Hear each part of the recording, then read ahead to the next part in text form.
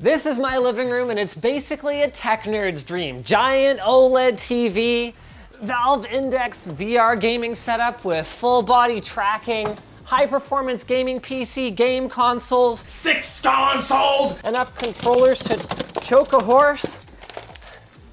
But it's missing one key thing: looks. So today, with the help of LG, who sponsored this video and sent over their G10 Gallery 77-inch OLED TV, we're gonna be giving my living room something that it hasn't had in 10 years. A clean, new look.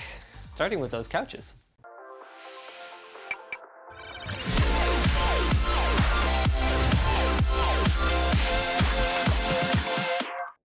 I cannot believe how much of a difference it makes going from dark to light flooring. And now that it's in, we can move on to the important stuff. This is the new G10 Gallery design LG OLED in the 77-inch size, and it's gonna take up pretty much this whole recessed area here. It's completely flush mount with no external processing box, so it's actually gonna sit really nicely in this enclosure, and we're not gonna have the big bulky speakers and everything kind of like overflowing and looking weird anymore. Many of the benefits of the G10 are ones that I already enjoyed with my last generation C9. It uses OLED technology, which means that every pixel is self-illuminating, so you've got perfect black levels, vibrant colors, all that good stuff. It's 4K, so obviously the picture is super sharp, even though this is a gigantic 77-inch display. It features HDMI 2.1, which means high refresh rate gaming, not to mention with G-Sync compatibility at up to 4K resolution, and eARC, which means higher resolution, higher quality audio to something like an external soundbar. And of course, the design is super thin and modern. Actually, more so on this one. I'm used to seeing these TVs have either like a bulge down at the bottom or like an external, soundbar unit that contains the processing like we saw on their first generation Signature series. But this one is just uniformly pretty thin. And one of the reasons they took this approach is there are actually 4 different ways to mount the G10. The way we're going with today is using the included wall mount and running cable through the wall with a conduit. But if you're not feeling confident in cutting holes in your wall, you can use a raceway cable concealer to hide the cables. If you do want to get the true flush mount with no gaps, you'll need to use a recessed box that goes into the wall, but that one will require professional installation. The last 2 ways to install are using a standard VESA 300x300 wall mount, just make sure it's rated to handle the TV's weight. And finally, if you're not able to mount the G10 to the wall, you can buy their display stand and have it sit where you want it. Though I can't say I see the point of going with the G10 if you're gonna do it that way. Even LG's Magic Remote with its air mouse controls, handy shortcut keys, and multi-device control capabilities is mostly carried over from last time. So what it really comes down to is the new Alpha 9 Gen 3 processor. The processor powers everything from the Hey LG voice control to the snappiness of the interface, but the biggest one is improvements to its ability to AI upscale lower resolution content to the native 4K resolution of this panel, and intelligently select which sound profile it should be in depending on the type of content. For example, amplifying voices when there's a bunch of background noise in whatever it is that you're viewing.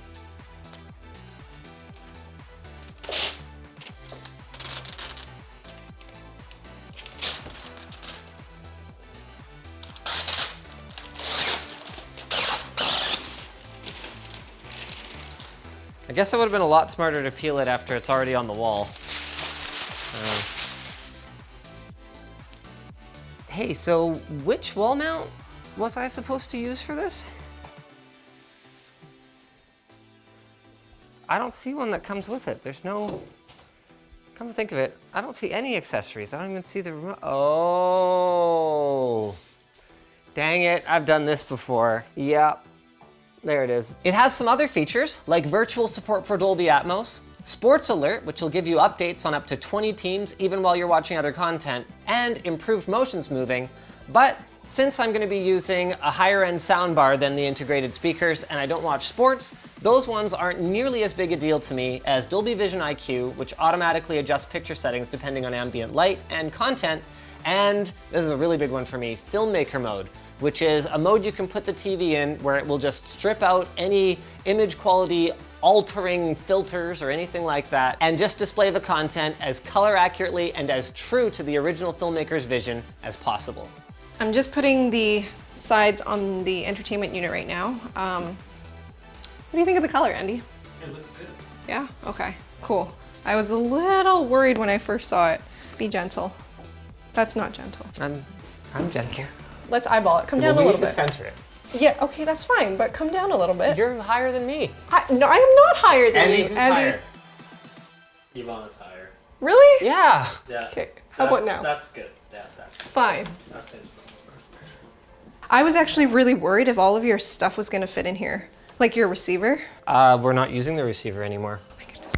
That worked out. Well, that's where this comes in. Now, the next thing we need to figure out TV height is the soundbar. I know a lot of people are gonna give me a hard time about this, but when you're deciding between discrete speakers for every channel and a soundbar, there's more to it than just necessarily the audio quality and the directionality. And I've actually been pretty impressed with the last couple of high-end soundbars that I've tried. So I have pretty high hopes for the SN11RG from LG here. It's a 7.1.4 setup, but because of the setup of my room, like I don't really have anywhere to put rear speakers by the time I'm sitting a comfortable distance from a TV that large. So funny story then, I'm not even actually planning to use the included wireless surround speakers that come with this thing. Just the soundbar itself and the subwoofer. I want to at least give it a shot because compared to the old setup, I'm expecting much better directionality because this is a Dolby Atmos soundbar with like, you know, AI room measuring technology. So it should theoretically, by, you know, bouncing sound off the ceiling and off the walls, it should sound a lot more directional. I find it very hard to believe that this tiny little bracket holds up that gigantic TV. Those are pretty hefty anchors though. That's a bummer. My stud is right there and right there. So if we were willing to have it not quite centered in this alcove, hey, Yeah. are we willing to have it not quite centered in the alcove? How close is it? Not that close. Be like this far off. That would be weird. Yeah, I don't even know if it would fit. What I can do is I can create like a mounting plate. But then it's not gonna be flush against the wall. No, it won't be quite flush, but like the TV's so flat. Stud. Here you go, hold on, let me make sure it works. It's not working.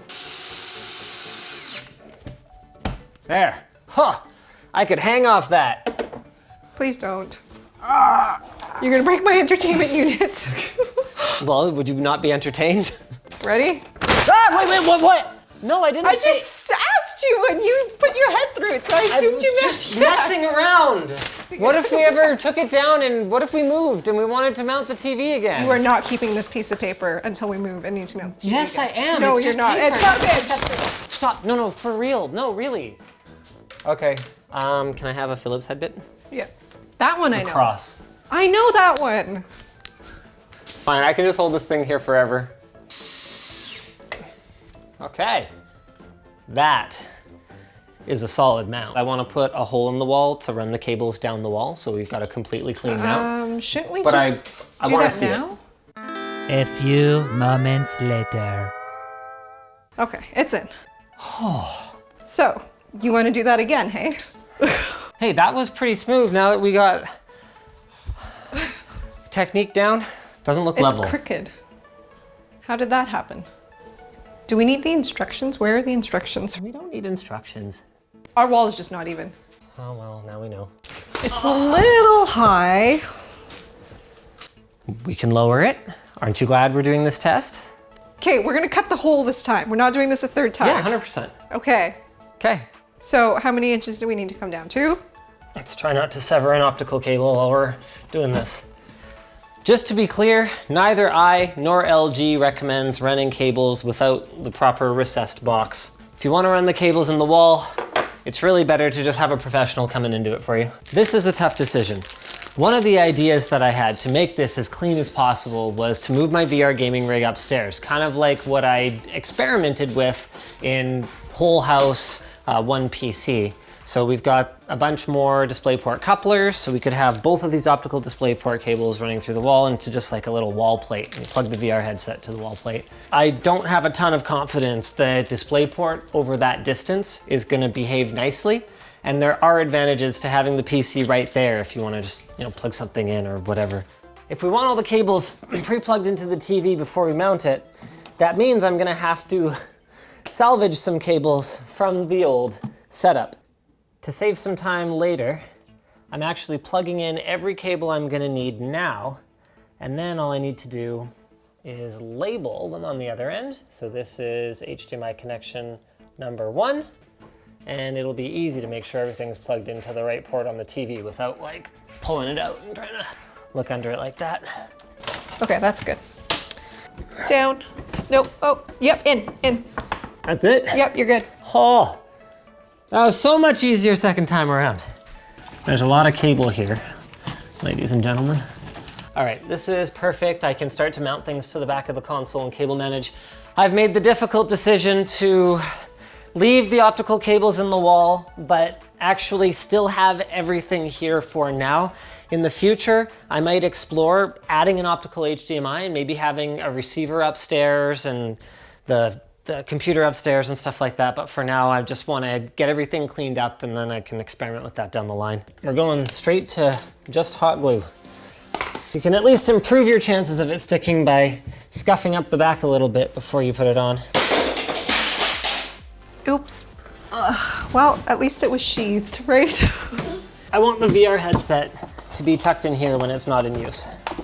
Okay. All right, so this would need to go here.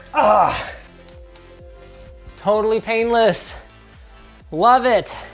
I love it when startup wizards work. No, it goes inside or on the shelf.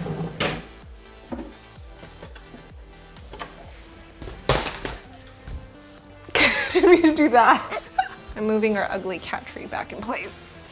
I just won't get rid of it. I won't what? Get rid of it. The cat loves it. Is she? Oh. She did not care at all that I moved that. She would care if you got rid of it. Between my remotes and trackers, I've got a lot of VR junk to charge, so this little 10-port charger doodad is gonna sit down here with the VR stuff. Just kinda, it's not particularly tidy looking, but at least it's hidden away.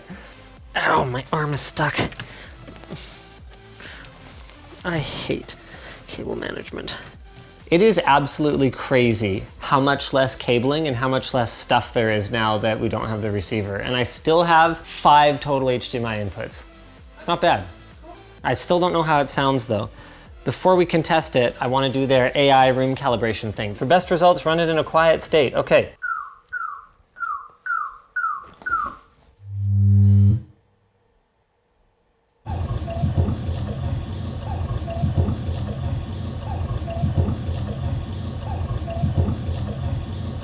Okay, well now that's set up. Can I put the sword back up? No. The mantle was just painted. And also, I don't know if we're putting the sword back. Finalization time. The actual AV setup is done. That looks so slick. Like, honestly. I put the 2 chairs in. I think it actually looks better with just 1 chair, but they come in sets. And I'm just gonna clean up, vacuum, put knickknacks up. I think we're almost there. I hate these chairs. Oh, these aren't even comfortable. They're horrible. Here's the debate.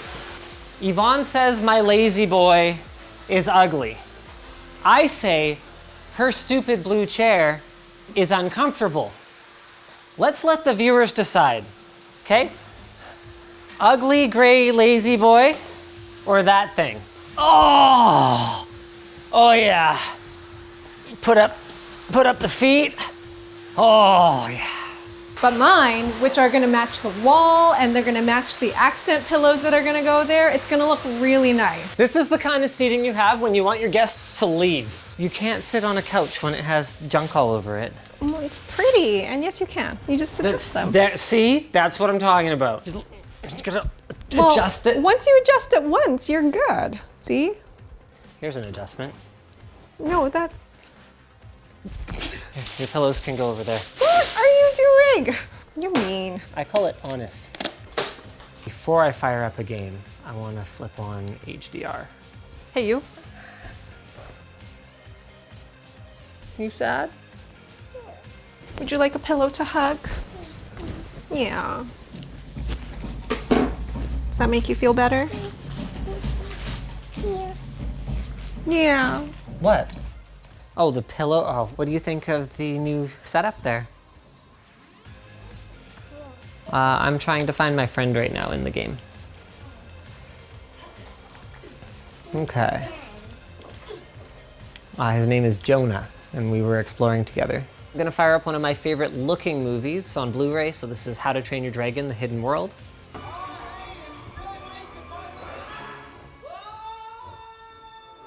It took a full day to get everything plonked into place, and there's still some finishing touches, like these transition strips are mostly missing, and this one's not even attached. And you probably noticed some choppiness in the frame rate when I was playing Tomb Raider.